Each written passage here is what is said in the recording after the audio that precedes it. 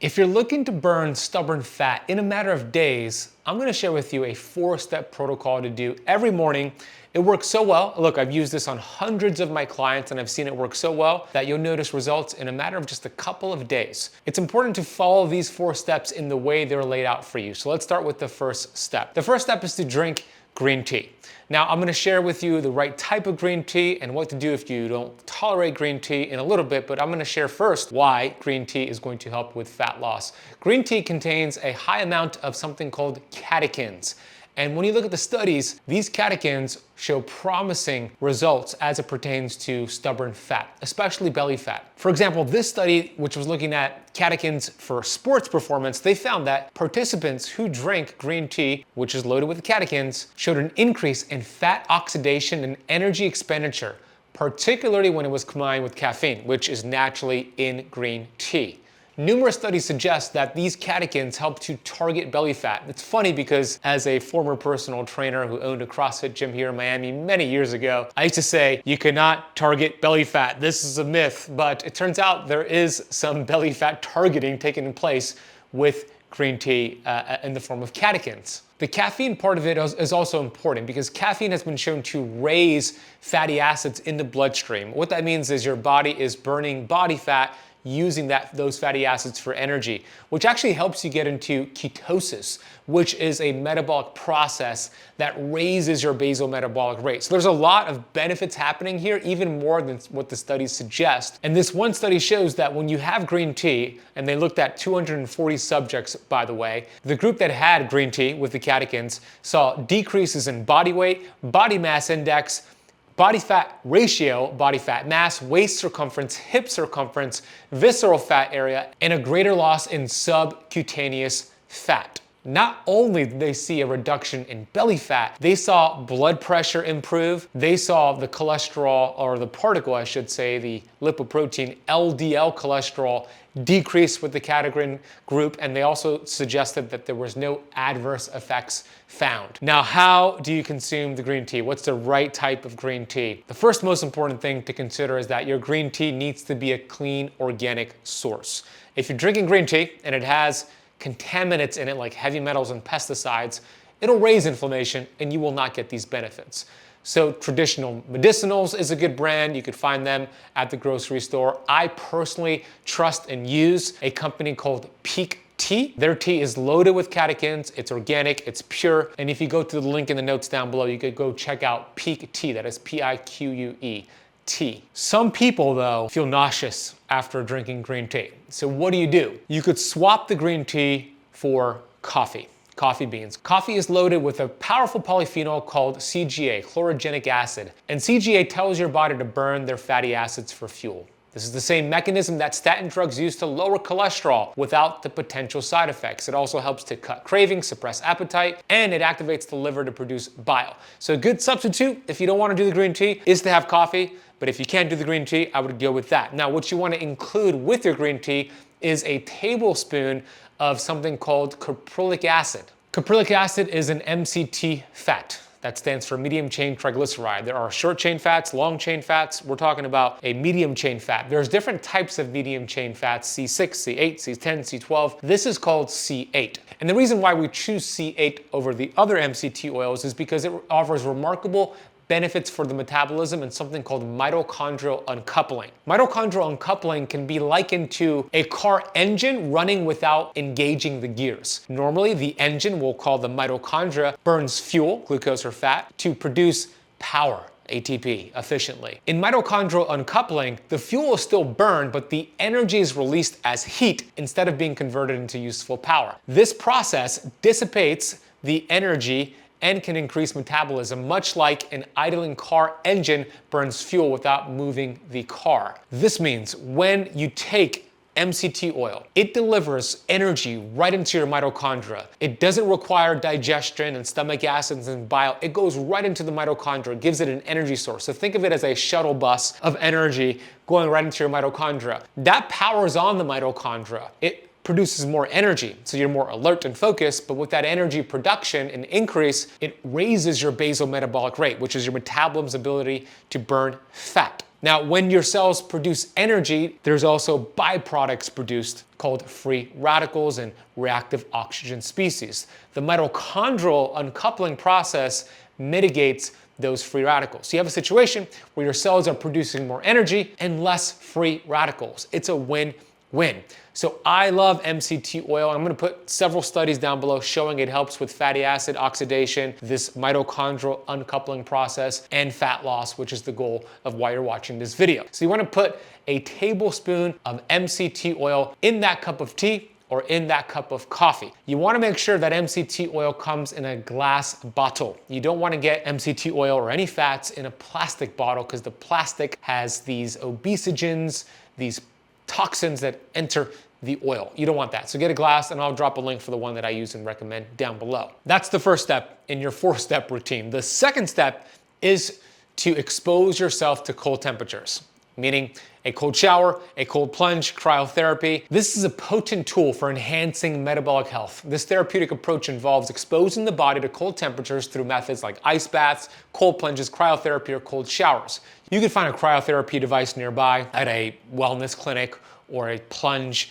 at a biohacking clinic nearby, or you can just take a cold shower. They all work the same. The primary benefit here is that it stimulates brown adipose tissue. This is called brown fat. Unlike white fat, which stores energy, brown fat burns calories to generate heat, thereby assisting in your metabolism. This process is called thermogenesis, and it can lead to improved fat loss, better weight management as well. It is considered a promising target in the fight against the obesity epidemic. The biggest activator of brown fat is this moderate cold exposure. One study of brown fat found that people with brown fat burned more calories. One of the authors suggested, quote, "This data improves our understanding of how brown fat works in humans. We found that individuals with active brown fat burned 20 more calories than those without." You see, the white fat is the stubborn fat you want to burn. It's the fat around your organs, the fat around your stomach and your love handles. It's the fat that is not only visibly ugly when it's in excess, but it's inflammatory. So when you expose yourself to cold temperature, this stresses your mitochondria. It has to adapt to this stressor, and this is a short-term stress, so it's positive. So the white fat starts to beige, that beige fat turns into brown fat. It's brown fat because when you look at it under a microscope, it's loaded with mitochondria. The theme of this video, this lesson so far has been enhancing mitochondrial function. That's how you burn fat and feel good. Additionally, cold exposure triggers a significant release of epinephrine, which is adrenaline, and norepinephrine, which is also called noradrenaline, in the brain and in the body. These neurochemicals make us feel alert and focused. Cold causes their levels to remain elevated for some time, and their ongoing effect after the exposure is to increase your energy and focus, which can help you have more of a productive day, and it's going to help you complete the next 2 steps I'm going to outline for you. The increase in norepinephrine levels induced by cold exposure have been linked to various potential benefits, including the following: enhanced mood. Norepinephrine is involved in mood regulation, and its release can contribute to the feelings of well-being and euphoria. And also, improved metabolism.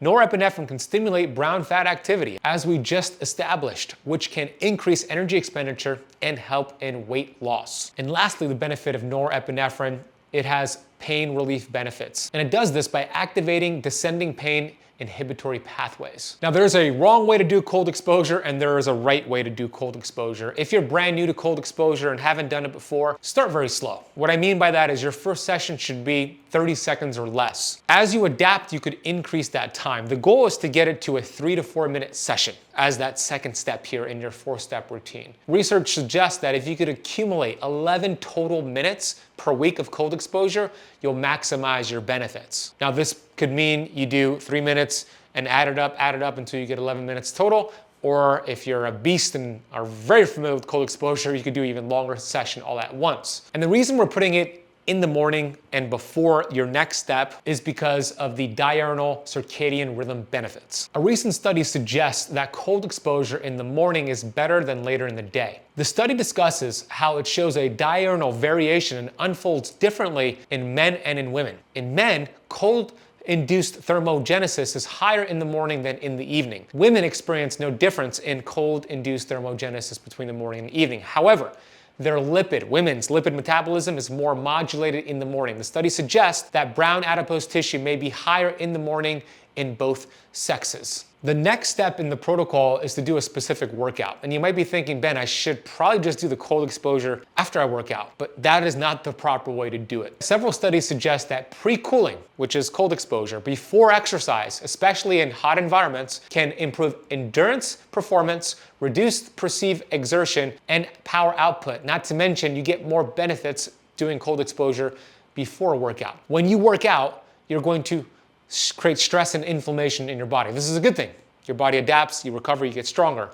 When you do cold exposure after a workout, you block your body's innate intelligence. You block that beneficial inflammatory response with the cold therapy. So it actually could cause you to lose some of the gains from the workout, and you won't benefit from all the benefits you get from cold exposure doing it after a workout versus before. This is, by the way, why you don't want to take a handful of antioxidants after a workout as well. It blunts the innate intelligence. So let's talk about that third step a little bit more in detail. You're going to do 30 minutes of cardio. Doesn't have to be crazy. The more energy you put into it, the more fat loss you'll get. And this 30 minutes of cardio could plug right into what your current levels of activity and fitness are. For example, if you're not used to running, then that could just be a 30-minute walk. If you're already active, that could be a 30-minute jog. If you're really fit and used to working out and exercising, you could do a sprint, jog, sprint, rest sort of routine. But you want to keep that heart rate elevated for 30 minutes. Now, what's happening here? You have the green tea or the coffee. So you got the catechins, you got the 𝐎𝑗. You got the MCT oil. All of this is powering your mitochondria, so you're gonna have energy, you're in a fat-burning state. You haven't eaten a meal yet. We didn't talk about eating anything yet. You're still fasted. Then you do the cold exposure, which enhances mood, energy, focus, and fat loss. You're gonna be so primed and ready for that 30-minute cardio routine. And when you go into this 30-minute cardio routine without eating food, that is the goal here, you're putting your body fat at the front of this metabolic bus. I want you to think of your metabolism as a bus right now. If you ate something before the 30 minutes of cardio, let's say it's a protein shake or oatmeal or a banana, then you're gonna put the calories from that food at the front of this metabolic bus, and your metabolism is going to have to burn that first and then go back to the body fat, which will take some time. But when you go into that 30 minutes of cardio after the green tea or the coffee, after the cold exposure, still fasted, you're already in a fat burning state. Your body is going to tap right into fat loss. It's going to tap right into that stubborn fat, and you're putting your body fat versus the calories from the food at the front of this metabolic bus. You burn that energy quickly. You're going to burn through your glycogen stores quickly. And I want to give you an analogy about what exactly I mean by glycogen stores. We store calories and sugar in two primary cells. Our liver cells, which your liver is right here on the right side of your rib cage, and your muscle cells. We store more in the muscle cells versus the liver cells, but we could store about 2,000 calories on average of this sugar reserves, the glycogen stores. Now, having done the green tea fasted, the cold exposure fasted, and then you go into your 30 minutes of cardio, you're starting to burn through those sugar reserves very fast. I'm gonna share an analogy from my friend Dr. Jason Funk here. I want you to think of your sugar reserves as a wallet, the wallet that's in your pocket or in your purse. You pull out the wallet and there's energy in there, there's cash. The benefit of using your wallet is that it's easy access. You can just take out your wallet, get cash, put cash in, very easy. That's the benefit. Now the drawback is you have limited storage capacity. You can only store so much cash, energy, until it's tapped out. Same thing with your liver and muscle cells. Your body fat is more like your bank safe. The drawback to using your bank safe versus your wallet is that it takes longer to get to. You have to get in your car, drive to the bank, show documentation to the teller, and then you have access to the bank account, the bank safe. But the benefit is that there's almost unlimited reserves in that bank safe. Same thing with your body fat. You have hundreds, probably hundreds of thousands of calories in the form of energy on your body fat. So we need to deplete the glycogen stores, the wallet, to get access to the bank safe, the body fat. And the fastest way to do that is with fasted cardio after those first two steps. That's why this is your routine. After you're done with your cardio session, we move on to step number 4. Step number 4 is going to be continue fasting until lunchtime at noon. The reason we're going to do this, There's several reasons, by the way. Number one, every hour after this first 3 steps that you just achieved, every hour you are dramatically lowering the hormone insulin. Insulin is the only hormone in your body that signals fat storage. So the more you lower insulin, the more you tap into fat burning. Insulin is the bully of all hormones. It is an energy sensor. And when you activate insulin, your fat burning hormones, they're hiding, they're running away, they're scattered. So when you continue to fast here, insulin continues to drop and drop and drop, and your body's just mobilizing fat for fuel. Body fat for fuel. That's the first benefit. The second benefit, you continue to lower inflammation because your body activates a process called autophagy. The Greek definition for autophagy is eat thyself. What does that mean? That sounds wicked. This means your body and your metabolism and your innate intelligence is so freaking smart that when you're not eating food energy, your metabolism says, whoa, we need to get energy from somewhere. What are we gonna do? There's no food coming in. We must be going through a famine. You see, we are hardwired for the old school. The metabolism doesn't know that I could click the Uber Eats button on my phone, the app, or the DoorDash and have a millennial knocking on my door in 45 minutes with food, or I could walk to my kitchen and get food. The metabolism doesn't know. Your cells are hardwired for the old school. It thinks you're going through a famine. So it activates autophagy. Autophagy starts to look for cells that are inflamed, mitochondria that are inflamed, and it starts to fix it and kind of act like Pac-Man, cleaning out the cells. And here's the perfect analogy. Your refrigerator is like autophagy. You open up that refrigerator and what do you see? Groceries that all have an expiration date. Now, what would happen if you let all the groceries inside of that refrigerator expire? And instead of just throwing them into the trash, you shove them towards the back of the fridge, buy new groceries, put them in front of the expired groceries, and close that door. What's gonna happen? That's gonna be a toxic, nasty environment. Disease will manifest in that environment. Well, you have cells and mitochondria that have expiration dates on them. And autophagy is the process of cleaning out the expired groceries, the expired cells. So you achieve autophagy faster with this routine than just going into a regular fast. Now, every hour after these first 3 steps are accomplished, you get more autophagy, and your body just going to work to clean out the junk. Another benefit here is that your body raises human growth hormone. There is a huge increase in human growth hormone when you follow these 4 steps. Human growth hormone is the most powerful fat-burning hormone, anti-aging hormone. You probably know celebrities or musicians who pay thousands of dollars every month for their doctors to inject human growth hormone into them. There's a problem with injecting it and it costs a lot of money, but you get it for free. You get free human growth hormone, free stem cells from autophagy, you lower inflammation, and every hour you just burn body fat. Now, when you break your fast, you want to break it with a high protein, high fat meal to stimulate protein synthesis and to stimulate muscle building from this routine. So you want to aim to get 40 grams of protein at that lunchtime meal. You want to break the fast with a high protein. Animal-based protein is better than plant-based protein. You want to hit that 40 grams to 45 grams at least at that meal. That's the 4-step routine. Now, some questions that might pop up is, Ben, at which point during a fast does autophagy start to take place? Different studies suggest different things. Most people will hit autophagy at the 16 to 17 hour mark of a fast. However, the way that your steps were just outlined for you, you should be able to achieve that autophagy 10 to 12 hours into a fast. You should be able to achieve it once you do the cold exposure and definitely during that 30 minutes of cardio. Next question is, why can't I just do plant-based protein? Well, plant-based protein is incomplete. It's not going to get you that protein synthesis that we want from complete amino acids, complete proteins that we find in animal protein.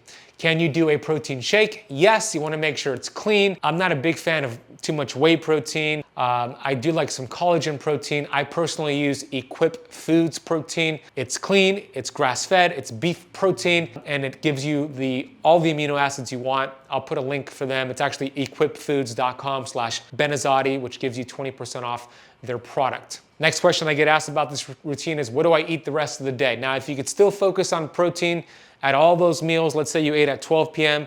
and then let's say 4 p.m. and 8 p.m. or just 12 p.m. and 6 p.m., either one works, then you want to get 40 grams of protein at least at all of those meals with fat. If you're gonna have carbs, eat it towards the end of the meal. You'll have a better response and more fat burning eating the carbs at the end of the meal, having the protein, fat, and fiber first. If you enjoyed this video, you're gonna love a recent keynote lecture I gave on how to burn fat, how to beat disease, how to do biohacking the right way. It takes everything you just learned from today's video to another level. Disease is on the rise. 1 in 2 men are diagnosed with cancer. For women, it's 1 in 3. More than 60% of Americans are diabetic or pre-diabetic. By the year 2032, they're predicting that 1 in 2 children will be born on the autism spectrum. 1 person dies from heart disease every 33 seconds, about 695,000 people. That's 1 in every 5 deaths.